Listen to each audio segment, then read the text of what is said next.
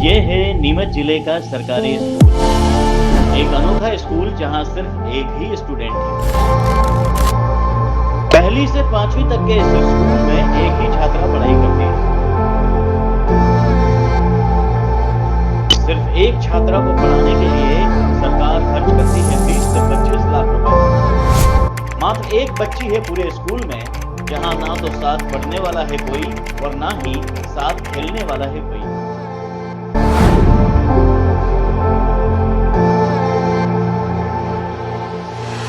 नीमच जिले में एक सरकारी स्कूल सिर्फ एक छात्रा को पढ़ा रहा है।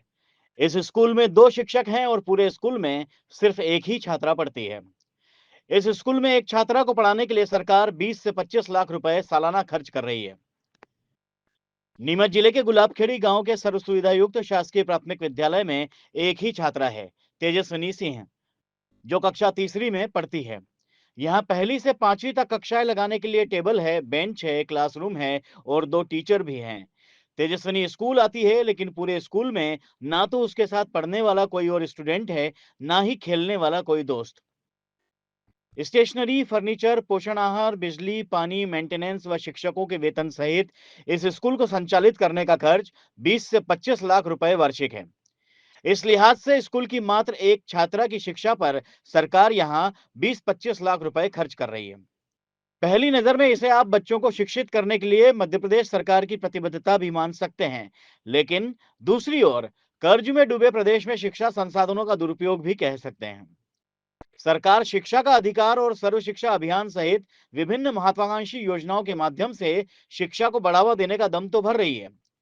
गांव ढाणियों में जगह जगह उच्च प्राथमिक स्तर के सरकारी विद्यालय भी खोल दिए गए, लेकिन विभागीय अनदेखी व पुरजोर प्रयास के अभाव में शासकीय विद्यालय छात्रों की कमी से जूझ रहे हैं। ऐसे में नामांकन बढ़ाने की कवायद वैसे ही दिखाई नहीं दे रही, जो इन संसाधनों का समुचित उपयोग कर सके। स्कूल के शिक्षक धर्मेंद्र सिंह की कम छात्र संख्या को लेकर अपनी दलील है। उनका कहना है कि प्राइवेट स्कूल और सरकारी सांदीपनी सीएम राइज विद्यालय की वजह से फर्क पड़ा है। काफी प्रयास के बाद भी विद्यालय में नामांकन बढ़ोतरी नहीं हो पाई। साथ ही पिछले साल से शासन की नीति हो गई है कि 6 वर्ष से कम आयु के बच्चों को शाला में प्रवेश न दिया जाए। इतनी उम्र तक प्राइवेट स्कूल वाले बच्चों को अपनी ओर खींच लेते हैं। मध्य प्रदेश के एक ऐसे विद्यालय में नीमच जिले के प्राथमिक विद्यालय में है, जहां पर एक बच्चे पर शिक्षा पर सरकार द्वारा लाखों रुपयों का खर्च किया जा रहा है। आज गुलाबखेड़ी प्राथमिक विद्यालय में हम और यहाँ के इंचार्ज सर हमारे साथ है। सर, आपका नाम बता दीजिए। धर्मेंद्र सिंह। धर्मेंद्र सर, गुलाबखेड़ी विद्यालय है, प्राथमिक विद्यालय, यहाँ पर कितने लोगों का स्टाफ अभी यहाँ पर मौजूद है? दो हैं। एक जो है अन्य संस्था में कार्यरत है, क्योंकि उस संस्था में शिक्षक रिटायर हो चुके हैं, इसलिए अस्थायी रूप से उनकी व्यवस्था उस विद्यालय में की गई है। ये जो विद्यालय है आपका, इसमें जो है कितने बच्चों का अभी तक एडमिशन हुआ है? कितने बच्चे इसमें अध्ययनरत हैं? अभी फ़िलहाल एडमिशन एक भी नहीं हुआ है और गए साल का एक बच्चा है।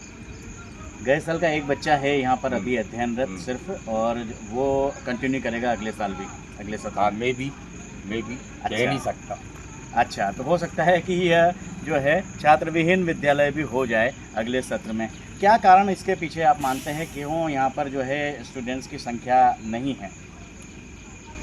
प्राइमरी स्कूलों में शासन द्वारा 6 साल के बच्चों को पहली क्लास में प्रवेश देना, ये सबसे बड़ा कारण है। प्राइवेट स्कूल जो है 3 साल के होते ही बच्चों को अपने यहाँ LKG, UKG और दूसरी कक्षाओं में एडमिट कर लेते हैं। फिर जो है बच्चा उनका पॉम्प एंड शो देखकर हमारे विद्यालय की तरफ नहीं आता।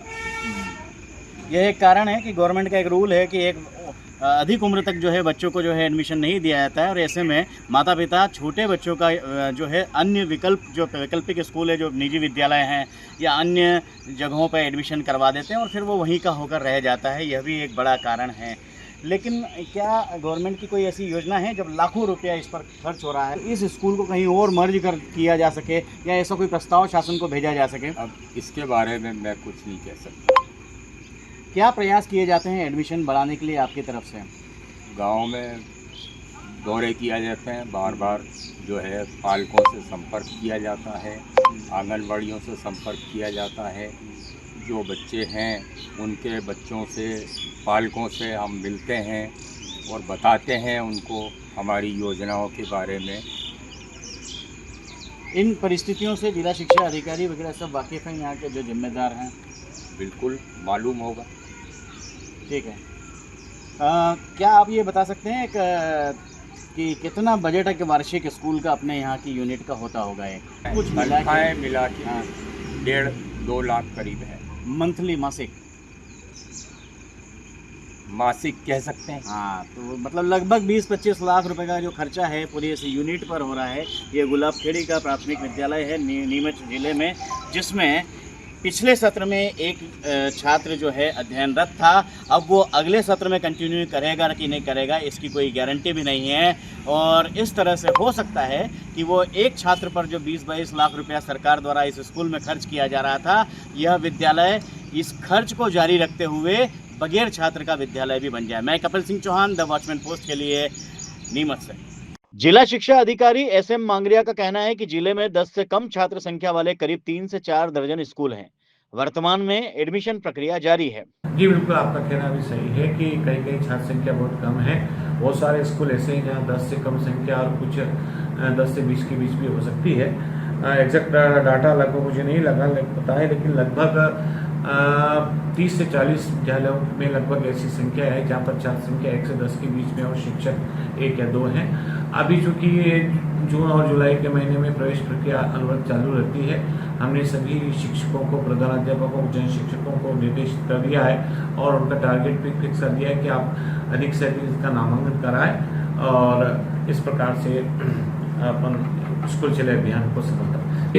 ये सब शासनागत है, शासनाधीन है, ये वरिष्ठ कार्यालय से संबंधित है। अभी इसके बारे में मैं कुछ नहीं बता सकता हूँ कि बंद करना है या नहीं करना है, लेकिन जैसे भी अभी वरिष्ठ कार्यालय के निर्देश है कि स्कूल बंद नहीं करना है, स्कूल चलाना है और उसमें नामांकन में वृद्धि करना है।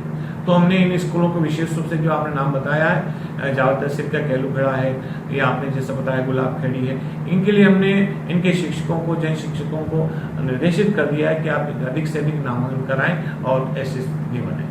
देखिए बता दूं कि 2 प्रकार, एक तो हमारे शिक्षा विभाग में जो है शिक्षकों के कैडर बने हुए, एक तो ये नवीन अध्यापक संवर्ग के शिक्षक है, इनका वेतन कम है, और जो पुराने वेतनमान के जो शिक्षक है उनका वेतन ज़्यादा है। तो प्राथमिक शिक्षक यदि कोई नियुक्त होता है तो उसका लगभग वेतन जो 38 से 40 हज़ार के लगभग होता है 30 साल की संविदा के पश्चात। और चूंकि यदि कोई शिक्षक सीनियर है और वो नियमित वेतनमान प्राप्त कर रहा है तो उसका वेतन लगभग 1 लाख से ऊपर के लगभग 1,10,000, 1,05,000 के आसपास बनता है प्राथमिक सहायक शिक्षक का। एक तरफ प्रदेश सरकार पर करीब 5 लाख करोड़ रुपए का कर्ज है, जो कर्मचारियों की तनख्वाह, विकास कार्यों, लोक कल्याणकारी योजनाओं पर खर्च करने के कारण दिन ब दिन बढ़ता ही जा रहा है। वहीं जिम्मेदारों की अनदेखी के चलते ऐसे सरकारी स्कूल सरकार के लिए सफेद हाथी ही साबित हो रहे हैं, जो सरकार का खर्च बढ़ा रहे हैं। जबकि जिम्मेदारों को एड़ी चोटी का जोर लगाकर जतन करना चाहिए कि सरकार द्वारा बच्चों की शिक्षा पर खर्च की जाने वाली पाई पाई का सदुपयोग हो सके और ज्यादा से ज्यादा विद्यार्थी लाभान्वित हो सकें।